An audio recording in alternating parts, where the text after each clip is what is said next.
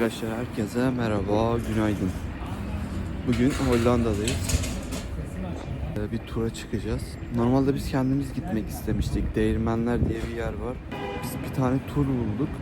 O tur bizi hem 3 yere götürecek, feriboda bindirecek, bir sürü işte şeyleri var. Türkçe anlatacak, tarihini falan. Biz onu tercih ettik. 50 euro verdik. 3 yere götürecekler, getirecekler, gezdirecekler. Onlar kendileri ilgilenecek. Bunu daha mantıklı bulduk. Bugün oraya gideceğiz. Bileti aldık arkadaşlar. Şimdi sırada bekliyoruz.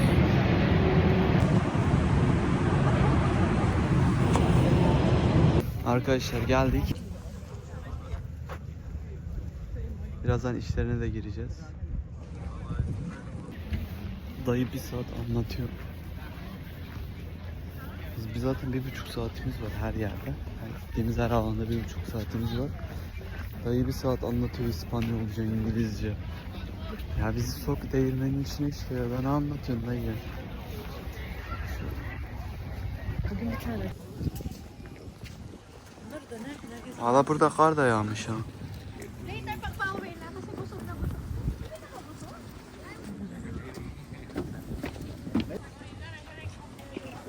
Evet, bir tanesi burada değirmenler.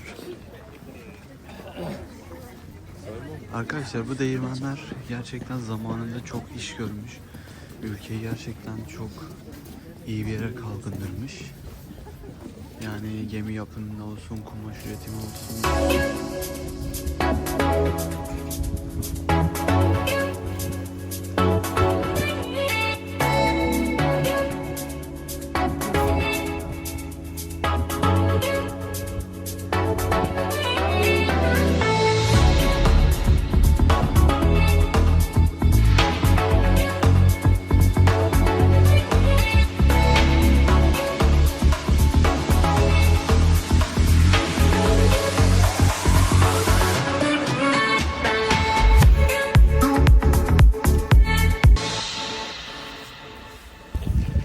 Değirmeni hakkımız almış, onu göreceğiz. Evet arkadaşlar, şu an değirmenin içindeyiz.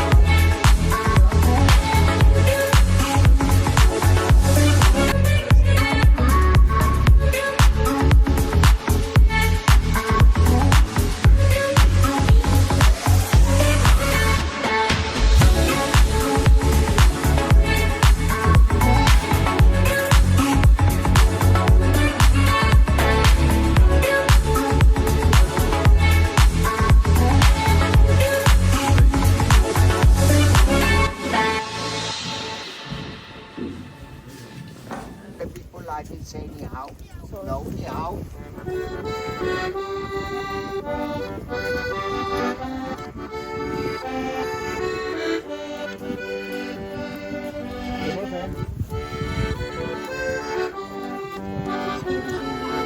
Çikolatanı kendin yapıyorsun ama vaktimiz 10 dakika var, o yüzden yapamıyoruz. Kremasını falan sıkıyorsun. Kendin yapıyormuşsun. Böyle bunlar her yapımı zaten kendileri yapıyor. Ama vaktimiz olmadığı için sadece size böyle çekeceğim.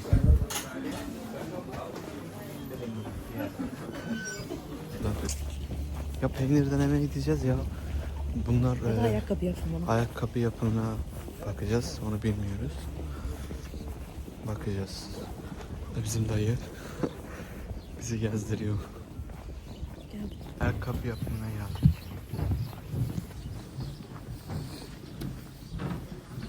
Gidiş şöyle bizi karşıladı. Evet, burada hemen geçmek istiyordum çok.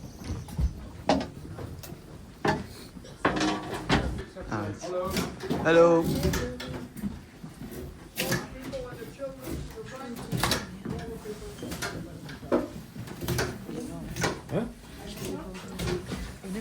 Ha? Gel.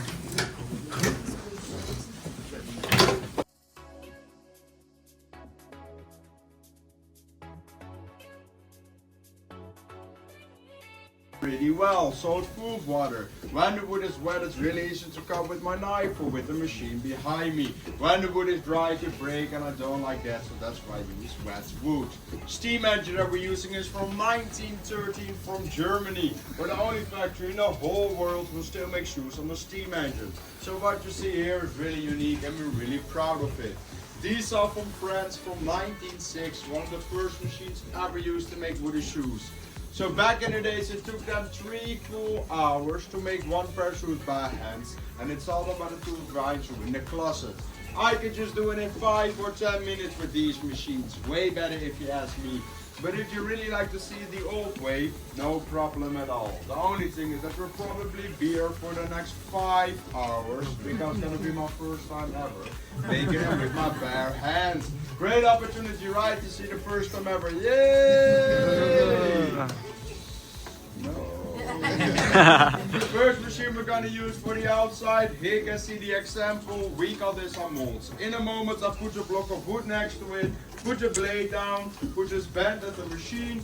The wheel full of dice start to spin really quickly. The molds and the block will spin too, only in different directions. It's because this is a right shoe, but I'll make a left one. That's why they don't go the same way. The mold goes backwards slowly. This part of the machine touches the mold and does do exactly the same as a block of wood with a wheel full of knives. I hope everybody understands. Yes. Great, because I won't explain it to you again. Okay, we put it in between the machine.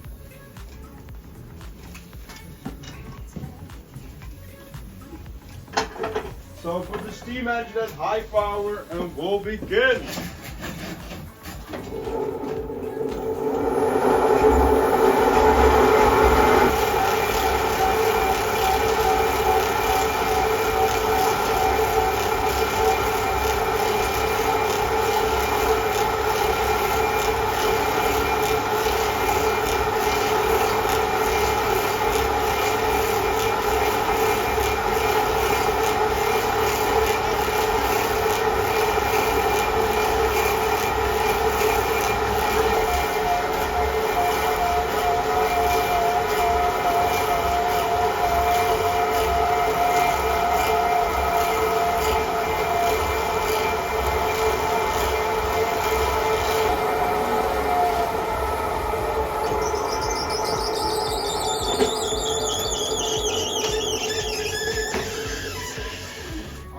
Let me just take a little break from all the hard work I just did. But we're finally here, and look how beautiful shoe I just made myself.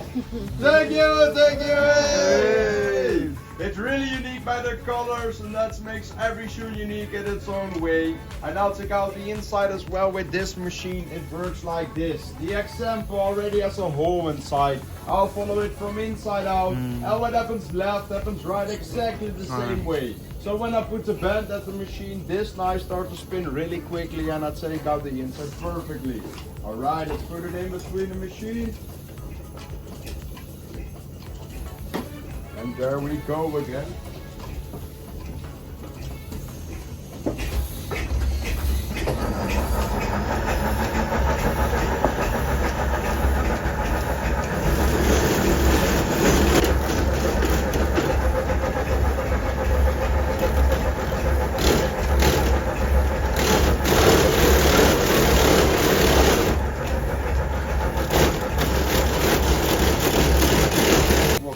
One, two, hey! If you're really interested, you can help me clean it up after this, so no problem. We're now the inside. Wow! Wow, great job, Sebastian. And now take off the edges with this big sharp knife. We start with the front. Perfect, thank you. And the back. And the back. Wow! No. Ooh la la! It's almost done. Only has to dry out. Takes 2 weeks. Hang them at the ceiling, and after the 2 weeks, we polish them and paint them, like these one, for example. If you want to try them yourself, I suggest you really do. Remember to put a good finger space behind the heel, because without, they're gonna be too tight, and when you walk, your arch hits the front, and you don't want that. So when you try them in the shop, put a good finger space behind your heel. So the shoes aren't only good for your safety, they're also really good for your feet and for your back. They're for really good arch support. And because of that reason, you'll be standing straight with your whole posture. Back in the days, I grew a lot, so my back was gonna grow like this. I walked like this for a long time. I saw no pictures and I was like, this needs to change. So I walked on my wooden shoes for a long time. And ladies and gentlemen, look how sexy I am. Thank you for listening. Hope you enjoyed and I wish you all the best. Thank you. Thank you guys. You can go to the museum or to the shop where you can try the shoes, make a picture, whatever you like. Thank you.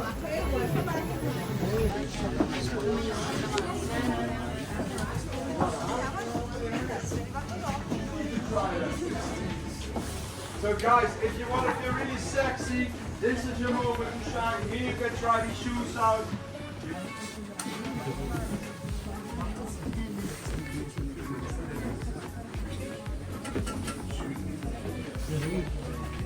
I'm not quite sure if that's the right size, but you know, if you feel comfortable in them, it's alright. Be loose, because otherwise it's gonna hurt after a while.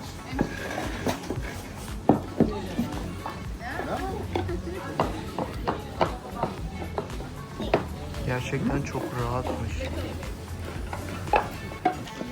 Evet, şimdi ayakkabı yapımından çıktık. Şimdi dayı bizi götürüyor, bakalım nereye gideceğiz. Ve insan burada yaşanmaz, yemin ederim var ya.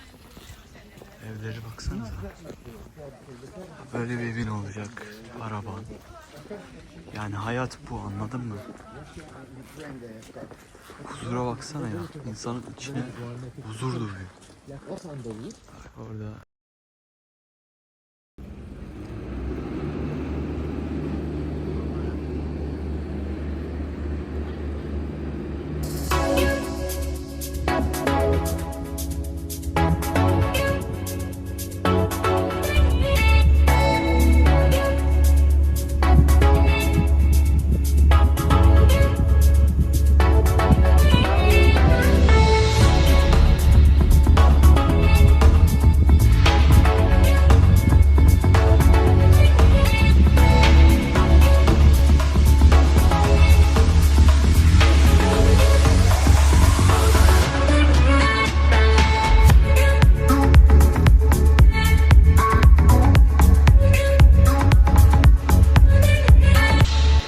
Evet, şimdi peynirciye geldik. Evet.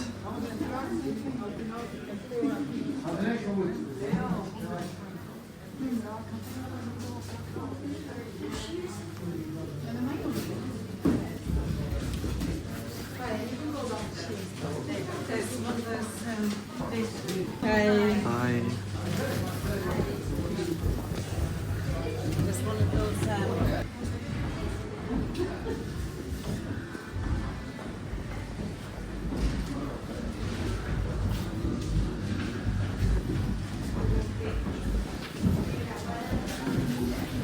şimdi yapımını gösterecekler ve tattıracaklar.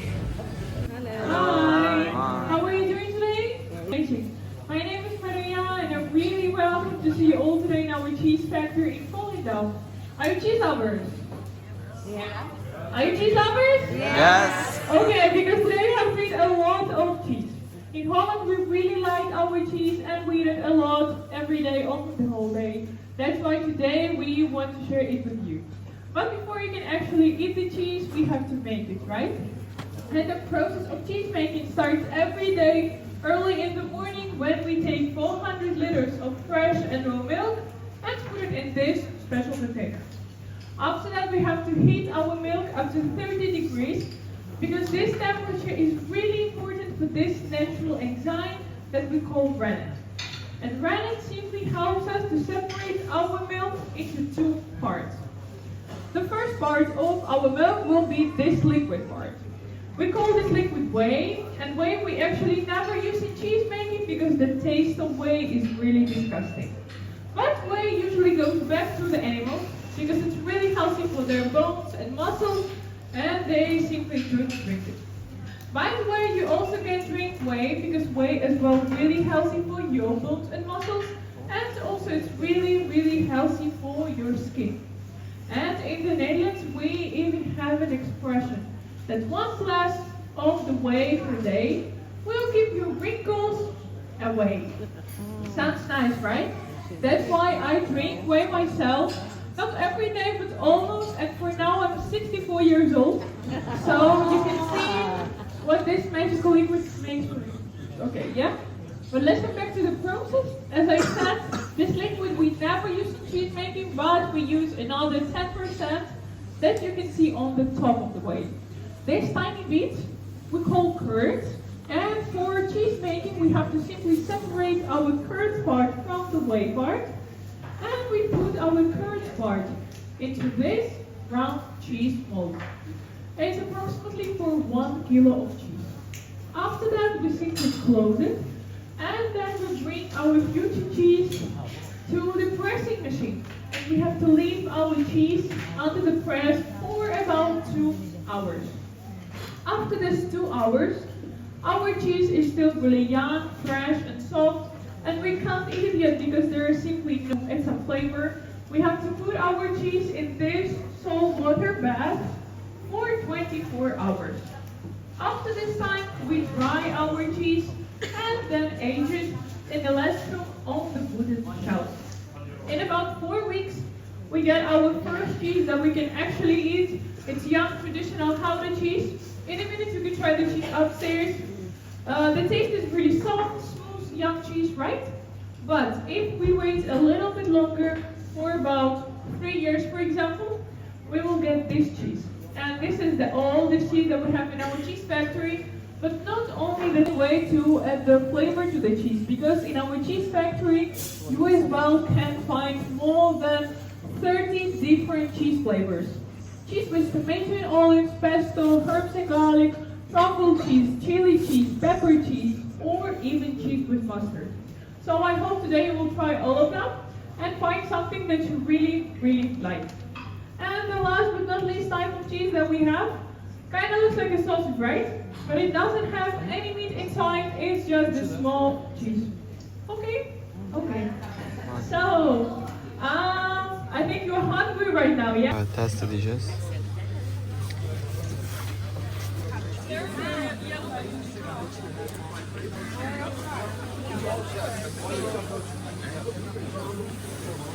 In the fridge, if you own these with herbs and garlic, enjoy.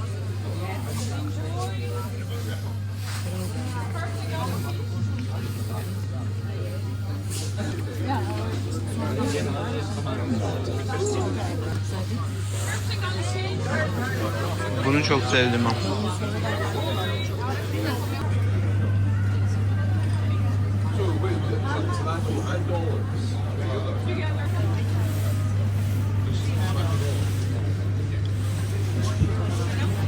No.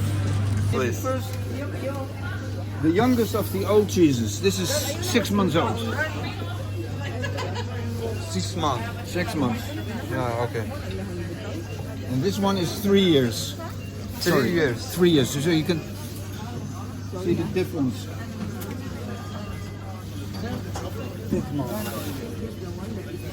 Yes, that's the same one. So that's 6 months.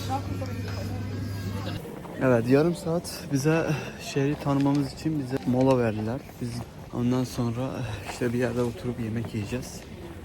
Güzel görüntüler yakalarsam sizinle paylaşacağım. Teşekkür ederim. Mağaza, oğlum her yerde benim ismim yazıyor ya. Mağaz. Arkadaşlar böyle de waffle'lar yapıyorlar. Evet, turumuzun sonuna gelmiş bulunmaktayız. Burada bir kapanış yapayım dedim. Kendinize çok iyi bakın. Tekrar görüşmek dileğiyle.